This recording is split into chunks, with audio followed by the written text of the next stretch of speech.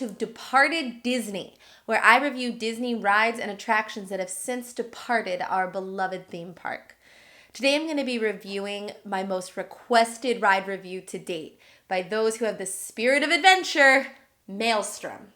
Maelstrom opened on July 5th, 1988 and closed on October 5th, 2014 to make way for Frozen Ever After. Boo! Maelstrom was a boat ride through Norway's history. It had Vikings, it had polar bears and oil rigs and magical trolls, because history.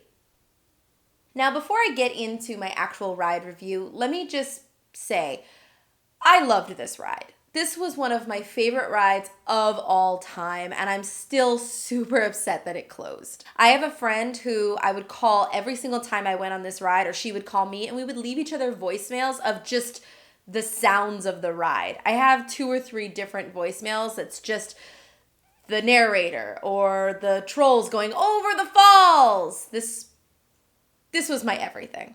So with that out of the way, let's move right on to the pros. This ride is actually surprisingly thrilling. Most people remember it as just like this simple boat ride, but there's a part where you go backwards down over the falls, and there's a part where there's another drop that you're going down, so it actually is kind of fun. I would argue it's a more thrilling boat ride than, say, Pirates of the Caribbean. And the ride really tied into Epcot's theme of teaching you about these different countries. You were learning all about Norway's history, minus the magical trolls. The problem with this ride is that it wasn't really the most cohesive. The scenes didn't really blend well one into the other and didn't make a lot of sense. It was hard to figure out that you were going through the history of Norway. It was just Vikings and polar bears and trolls. Oh my. And then, this may not be true for everybody, but I feel like if you don't have that nostalgia attached, the ride really probably isn't that much fun. I love the narrator and the campiness of the trolls, and I committed to it 100%. But if you're not willing to do that, then the ride probably isn't as great as I thought it was. My overall opinion is that, honestly, this wasn't the best ride ever made. And I don't care. Honestly, I should give this ride about a 4 out of 10 if I'm looking at it at pure face value.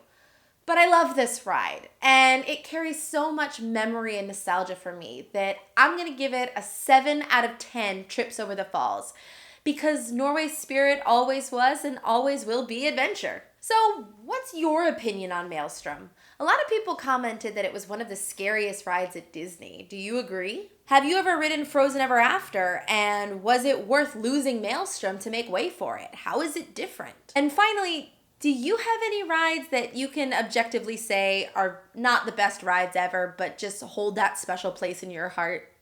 Comment below and let me know. If you like my reviews, feel free to like, subscribe, or request a review. And check back every Thursday for another Magic and Moxie video.